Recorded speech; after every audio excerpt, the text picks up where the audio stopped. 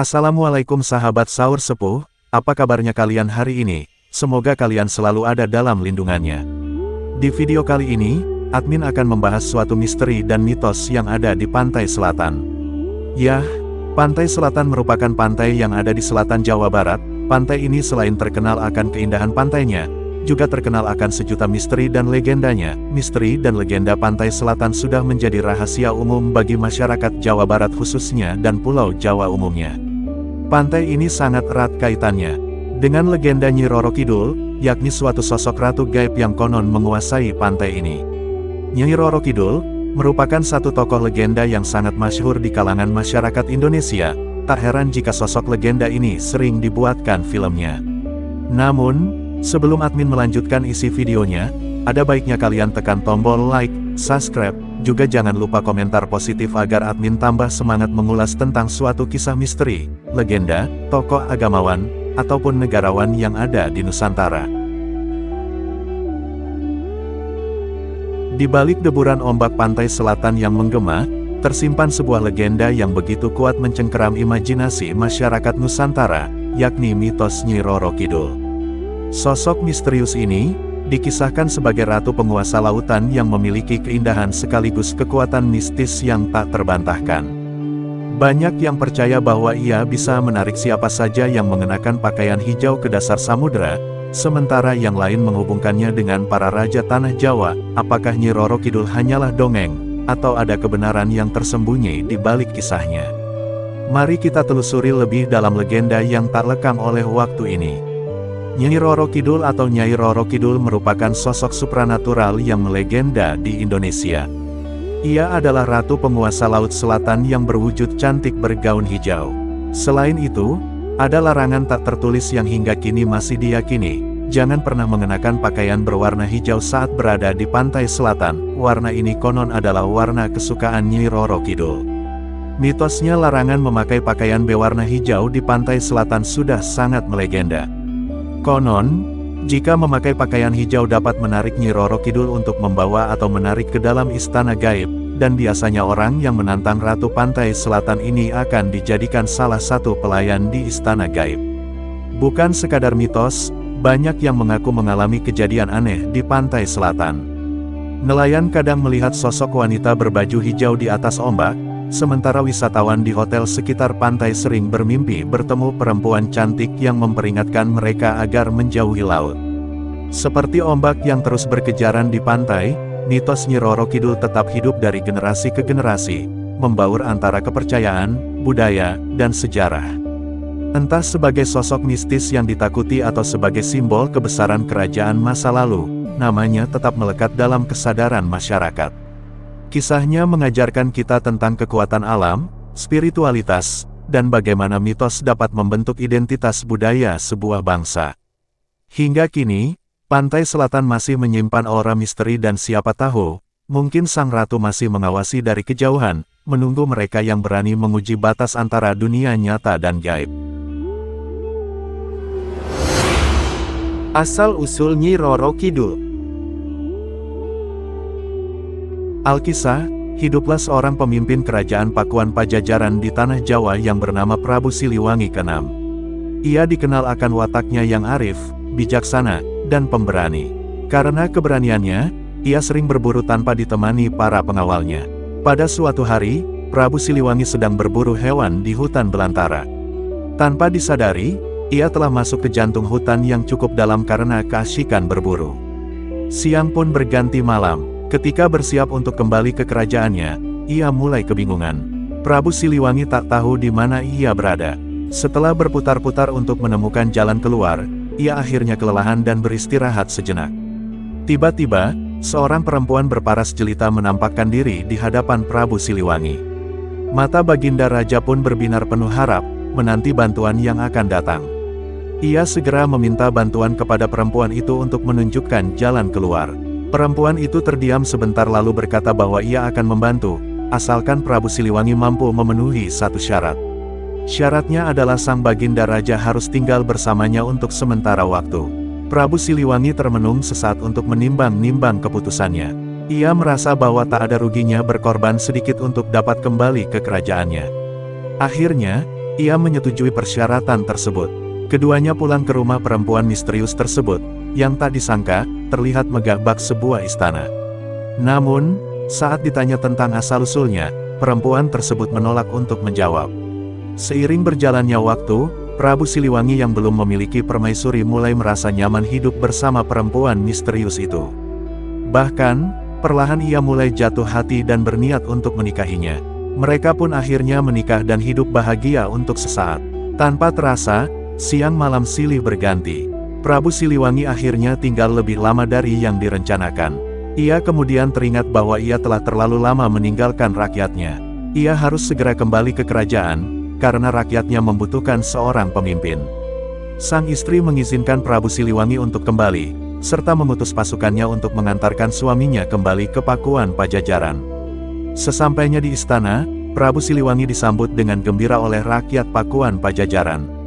Selama ini, mereka mengira bahwa sang pemimpin telah lama meninggal.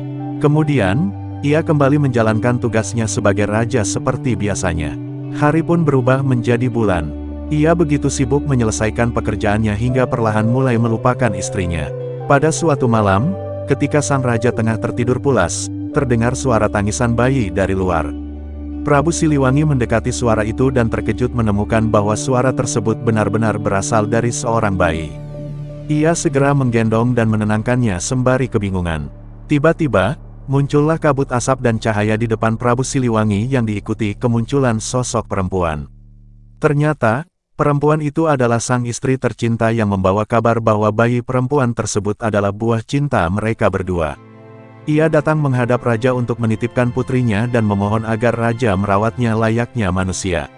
Mendengar perkataan sang istri, Prabu Siliwangi meminta penjelasan tentang apa yang dimaksud dengan merawat putri mereka seperti seorang manusia. Istrinya akhirnya menjelaskan bahwa dirinya adalah seorang siluman dan ratu penguasa hutan.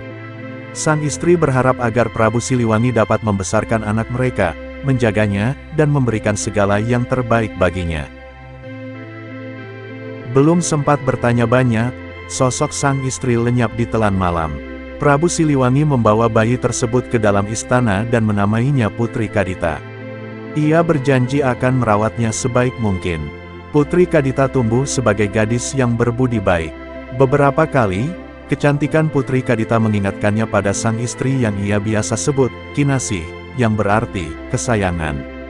Tak jarang, Baginda Raja mengembara ke hutan untuk mencari istana tempat ia pernah bermukim.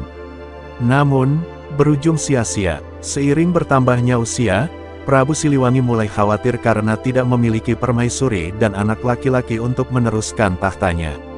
Meski begitu mencintai Putri Kadita, rakyat Pakuan Pajajaran tidak ingin dipimpin oleh seorang perempuan. Prabu Siliwangi lalu meminta izin kepada Putri Kadita untuk menikah lagi dengan harapan memiliki keturunan lelaki. Calon permaisurinya adalah seorang putri bangsawan bernama Dewi Mutiara. Pucuk dicinta, ulam pun tiba. Beberapa bulan setelah menikah, Dewi Mutiara akhirnya mengandung seorang bayi laki-laki.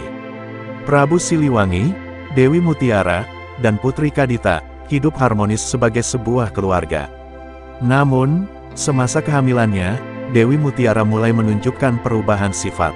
Ia berubah menjadi ratu yang pemarah dan egois.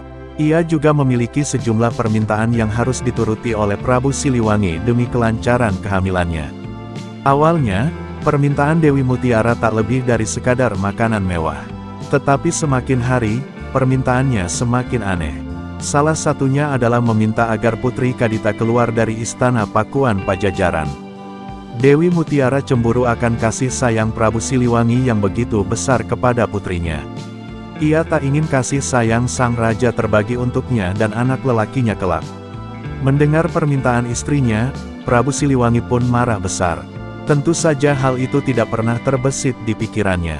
Terlebih lagi, karena ibu kandung dari Putri Kadita telah menitipkannya kepada Prabu Siliwangi.